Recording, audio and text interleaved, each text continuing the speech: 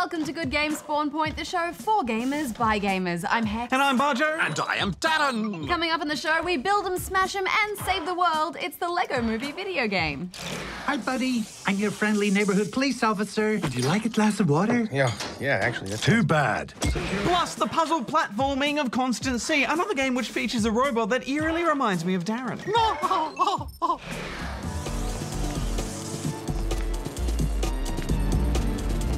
All right, everyone, are you ready to power up your brains? It's time to play D.A.R.R.E.N's Challenge!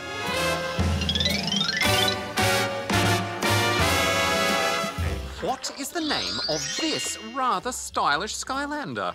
I'll have the answer at the end of today's show. Oh, I know it must be a tech type. Well, let's have a think about it, but in the meantime, here's the news with Goose. Goose here with all the gaming news from around the globe. Each year, April 1st brings us a range of gaming-related internet hoaxes and pranks. Highlights this year included Google turning their Maps app into a worldwide Pokemon hunt.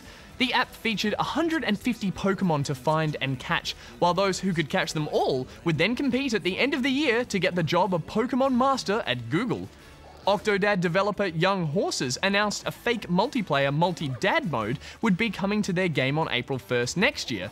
And Sony revealed Sony-powered food, a special range of food that could be used to charge your devices.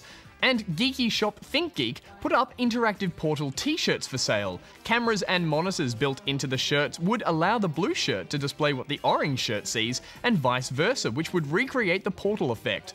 And Sega also joined in with some fake snazzy apparel, revealing the Sega Megain Drive, a pair of virtual reality glasses shaped like two mini Sega Mega Drives. And that's all the news for this week. Back to you guys in the Spawn Point studio. Thanks, Goose. Constancy is a futuristic puzzle platformer set on a space station orbiting the moon. The scientists aboard this space station are on the verge of discovering technologies to allow humans to travel faster than light, but something goes terribly wrong. Once again, it's up to robots to save humankind. Upon activation, you'll quickly stumble upon the station's AI. After filling you in on what's happened, he will equip you with the Time Circle, a nifty device that restores time to nearby objects. He then tasks you with collecting power nodes to help open up new areas of the station to explore. The early levels cleverly introduce you to how your equipment works, showing you how your time field manipulates floating objects and moving platforms. And just when you're getting the hang of this, the game introduces the other half of its puzzle mechanic, gravity. Yes, and with gravity comes momentum. Like using falling boxes as elevators.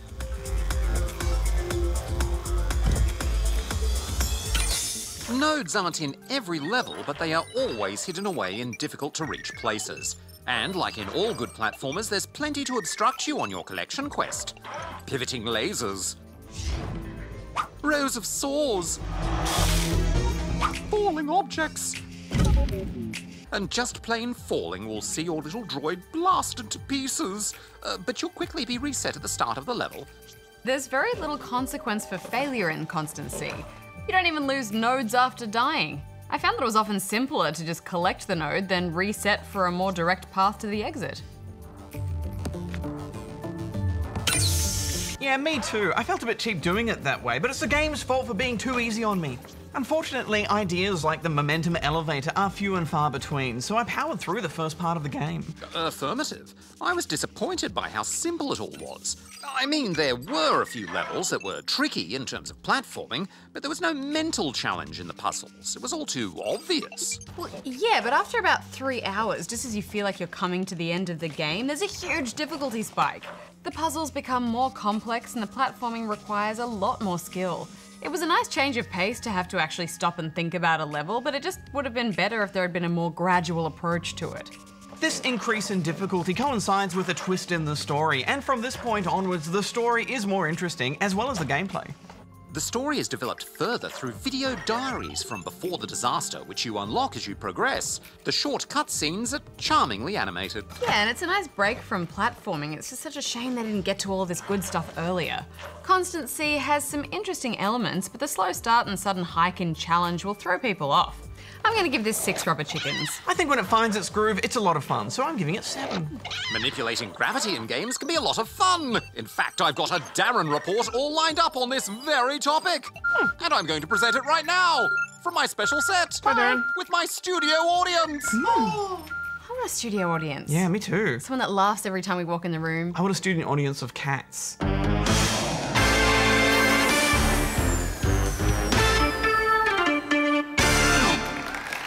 Hello and welcome to the D.A.R.R.E.N report. Today I shall tell you about the tantalizing secret behind many of today's top games. Physics.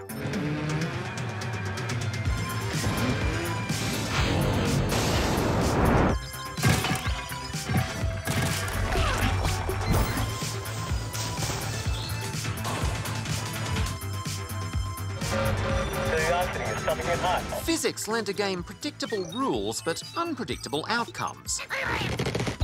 The picky buildings of Angry Birds collapse chaotically. In Little Big Planet, it feels like a world of arts and crafts lives behind the screen.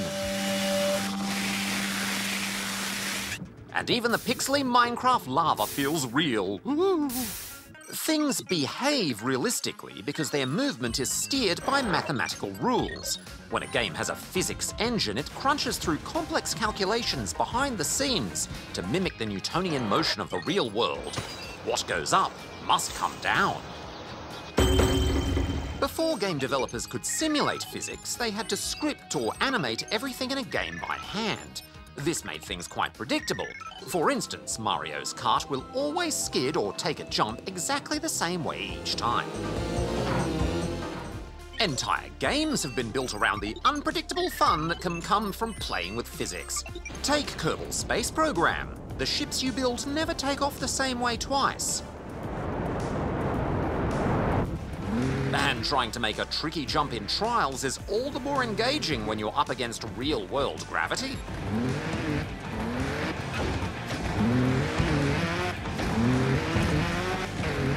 One of the first ever games to make use of realistic physics was Rocket Robot on Wheels for the Nintendo 64. Being able to play with gravity-affected objects, like steel crates that could topple over, was a unique feature. Of course, having physics in games can cause a certain amount of chaos. Unexpected things can happen, like being trapped under a sudden avalanche of falling rock. The darkness. Games can be a fun escape from reality, but funnily enough, the more our games behave like reality, the more fun they can become. And that's a wrap for the D.A.R.R.E.N report. Back to you, Bajo and Hex. Thanks, Darren. Right, Bajo, we should get stuck into some of these questions. Indeed, Hex, who's first? Well, we've got this one from Pro Gamer in South Australia's Kingdom in South Australia. Hello there. I'm finding it hard to find medieval games where you can build your city and attack others. Can you help me, please? Thanks. Hex, can you do these? Woo! And Darren is a noob. Well, Mr. Pro Gamer, I think I can suggest a few games that might scratch that particular itch. The first one that comes to mind would be one of the all-time greatest strategy games of all time, Age of Empires 2. Yes, that's mostly set around the medieval period, although it does go into other time periods too. You get to build up big towns with castle walls and go and attack others, so I think it's got you covered there. Yeah, another classic option would be Stronghold. It's all about building up a medieval castle and defending it, as well as attacking other people's castles. So I'd say that pretty much exactly fits what you're looking for. They are pretty old games though, so if you'd like something a bit more recent, then check out Sid Meier's Civilization 5. It doesn't really have much in the way of detailed city building, but you can still build up cities and armies and go and attack other people. They're all PC games though, and there aren't really many medieval strategy games on consoles. None that I can think of off the top of my head, Hex. Well, if you play on mobiles a lot, then you might like to check out Clash of Clans. It is more medieval fantasy, but you know, it's free to play and you do get to build up a village and go and attack other people, so it might just be what you're after. Indeed. You know, Hex, we get a lot of requests to review Clash of Clans, and I know we're a bit late to the party, but maybe if we get a quiet week somewhere, we should go back and have a look at it. It's one of the most popular free-to-play games in the world at the moment. Well, if that's what the Spawnlings want, then that's what we should do. For now, though, let's move on to this one from the King of all Kings, even you, who is in Rockhampton, Queensland. The Mega King, Your Highness. What are you Hey, good game. Do you know if another Banjo and Kazooie is coming out, and which console, please? I got to know.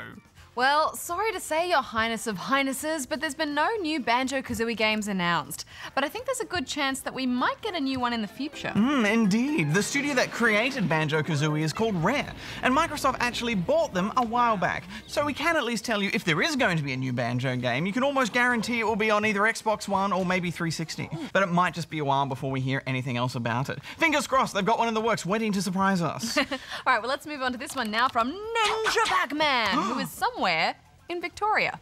You never find him though. No. Because he's a ninja. He's a ninja. Yeah. Hi, good game.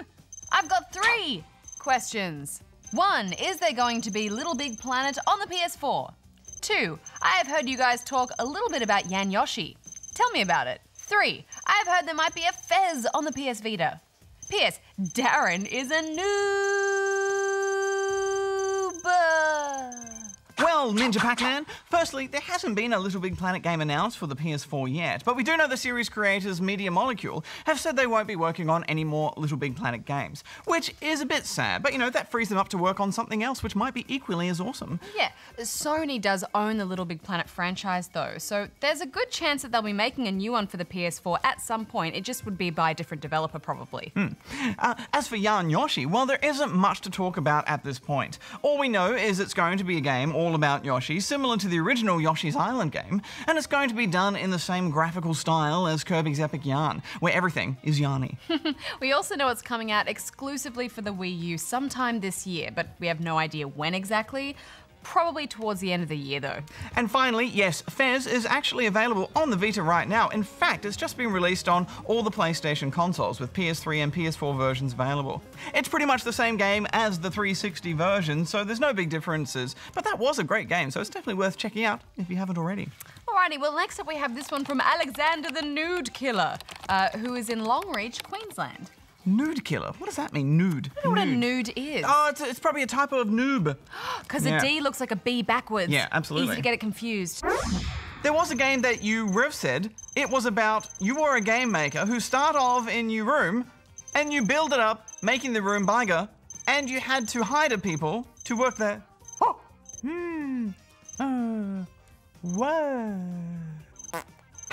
Well, Alexander, I'm pretty sure the game you're talking about is Game Dev Tycoon, and that's available for PC and Windows phones. But if you've got iOS or Android phones and want something similar, then we definitely suggest Game Dev Story. In fact, I'd say Game Dev Tycoon was heavily inspired by Game Dev Story. It's maybe a little simpler, but that's not really a criticism. It's still a great game in its own right. Well, I think that answers that, so moving on to this one from Bilbo Baggage, who is in Perth, Western Australia. Hi Gigi, I was wondering if Minecraft would slow down my computer, but I'm scared it would destroy my computer. Thanks. P.S. I only have 4 RAM on my computer.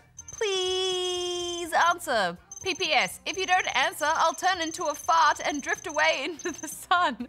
And then the sun explodes, which means a zombie apocalypse. And the only way to save a zombie apocalypse is by golden nuggets. But all the tools to mine are gone. Boo!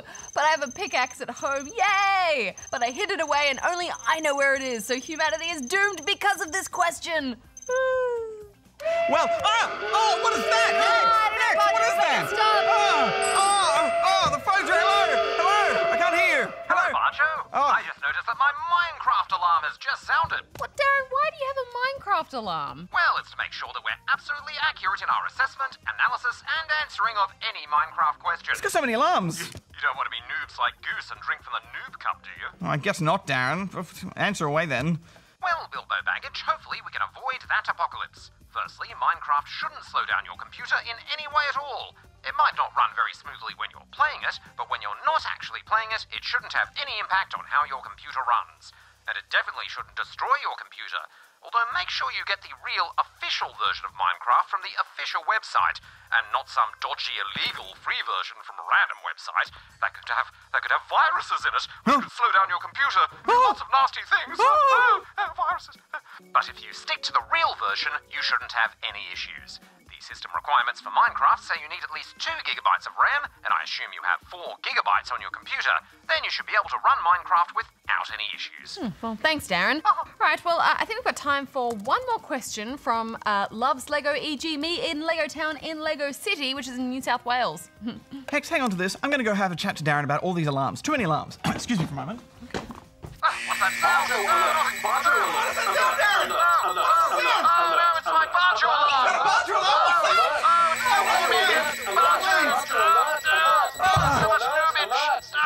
Too many alarms! Too many alarms. Hi, GGSP. I love your show. This is my first time writing to you, so hi, and please put me on your show. Can Hex answer this question?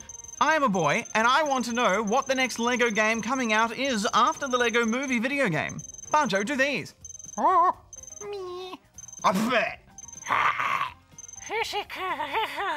Hex, do these.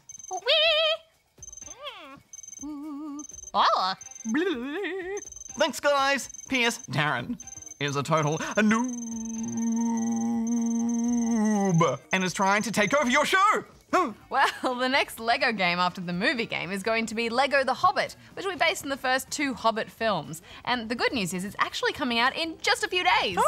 Then after that, there's going to be Lego Ninjago Nindroids for the Vita and 3DS coming out in a few months. And as far as I'm aware, that's all the new Lego games on the horizon that have actually been confirmed. Well, I bet they've got a few more in the works, though, and we'll do our best to keep you updated on any news there. But that's all the time we have for this week. And don't forget, if you'd like to ask us a question, then you can go here and do just that. Okay, shall we go back to studio, Hex? As long as there's no alarms there. Yeah. That's crazy. All right. Awesome questions. Yeah. Well, it's time now to jump into Legoland, where everything is awesome in the Lego Movie video game.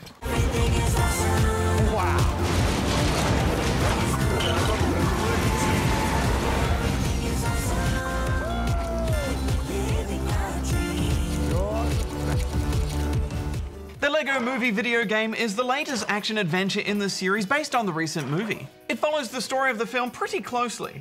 Emmett Brakowski, a construction worker, stumbles down a hole and discovers the mystical piece of resistance. A special one with face of yellow will make the piece of resistance found from its hiding refuge. Emmett teams up with master builders Wildstyle and Vitruvius, who believe him to be the Special, the one Lego minifigure who can stop the evil Lord Business from freezing the world with a super weapon known as the Craggle. Ah, the Craggle! Now my evil power will be unlimited! Can you feel me? Which I'm pretty sure is just a giant tube of super glue. I really love this story. What did you think of it, Darren? Well, unlike you, Bajo, I didn't get a chance to see the movie before I played this. And at the start of the game, you're thrown into a rather chaotic sequence between Lord Business and Vitruvius in some underground cave, and I was a little bit confused as to what was going on. It becomes a little bit clearer as you go, however. Yeah, it can be a little bit tricky to follow, can't it? But one thing I really liked about this title, as opposed to other games in the LEGO series, is that the story and environments are so perfectly suited to the LEGO universe, because this time it's all based on a movie designed for this world. Yes, it's colourful and crazy, and each area you visit is so wacky and different. And the characters are such fun. Of course, in true LEGO form, everyone has their own special ability. As you progress through each area, you'll go collecting new characters. With their special skills and talents, they'll help you move, build, and uncover the necessary objects you'll need to navigate your quest. Affirmative. Emmett, for example, a construction worker, has a handy drill and can mostly only build objects once you've obtained the instructions. However, Wildstyle, his funky companion, is a master builder. She can tear apart objects within the world and draw upon her creativity to build anything she likes. You'll need to utilize these skills to make your way through the area and fight robots!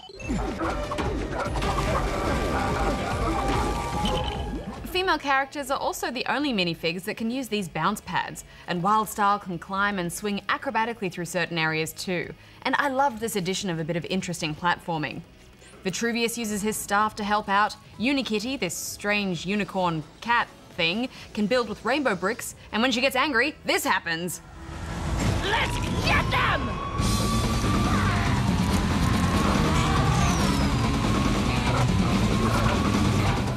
of course. Batman! Of course, Batman's awesome because he's got a grapple hook and he's also got a batarang and he's just cool and he should be in every video game.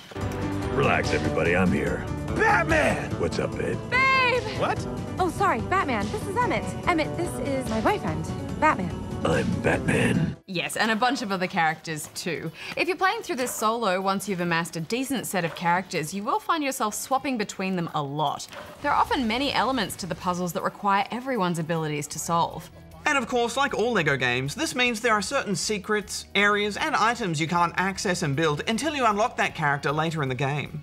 But this means there's always something more for you to enjoy when you go back to those levels later in free play mode. I thought all this swapping and changing between characters might get a little bit tedious for me, as it has in the past with these games. But I actually like that they've made the puzzles a little bit more complex and involved this time around, so there's more for you to do. Affirmative, Hex. And often the pieces you need are sneakily hidden in some bricks or must be smashed apart and rebuilt into the correct item.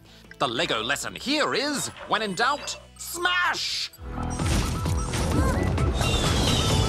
And of course, keeping the LEGO standard of lols, I was just laughing all the way through this game. Me too. Me three! I just love all the little wisecracks here and there. And when they visited the Lord of the Rings-inspired Middle Zealand. Cuckoos. No, this is Middle Zealand. Plus, there's a great dance minigame that won me a new pair of pants, and whenever I smash bricks while wearing them, I get a new pumping theme song. Not to mention all the fun we make for ourselves. Oh, get out of the way, Bajo! You get out of the way. I'm trying to put out the fire. Oh, No! Move! All right, that's it. I'm coming after you. No, you don't. We're pretty awesome drivers. Yeah. Darren, on the other hand, I felt like every time you got into a vehicle, Darren, it was just chaos. Here in my car, I feel safest of all. Oh, sorry. Negative. I am a superb driver. Also, I was trying to break things. On purpose. For the studs. You know what? I got a little bit over smashing all those bricks. What? Well, there's just so many, and I felt like I could never collect them all. Also, there are a lot of on-rails sections. They were highly structured in terms of where and how you could move. I just don't like it when so much control is taken away from me. I didn't mind it, actually. They changed things up a bit, and the action was so fast-paced and exciting that I found them fun and engaging in their own way. But most of all, I just love that the message of this game, and I suppose the movie as well, is about harnessing your creativity, breaking free of the limitations of building with instructions. What are you giving it, Bajo? Well, it sticks pretty closely to the LEGO formula. There were a couple of chapters that I didn't really enjoy, but overall this feels like a fresh new landscape for this series, and I think it'll be good for fans as well as newcomers. I'm giving it 8 out of 10 rubber chickens. Yeah, I had a wonderful time with this game, and I was in fits of giggles all the way through, so I'm giving it 9. So will anyone see the movie with me? I missed out. Sure, Darren, as long as you make your famous Darren popcorn. Affirmative. Charging my popcorn maker. Not too much salt, Darren. Releasing popcorn. Oh, Darren, this is awesome. Maximum popcorn. It's raining corn! Popcorn everywhere. Popcorn out of control. Too much, Darren. Too much popcorn.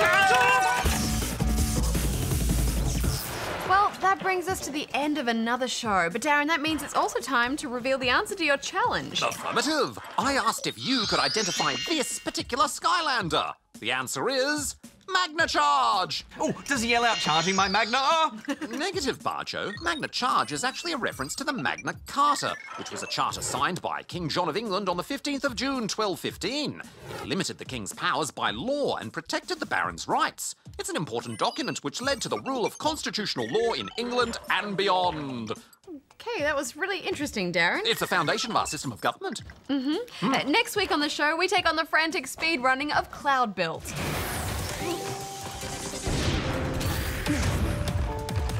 We also saved some Wookiees in Star Wars Assault Team.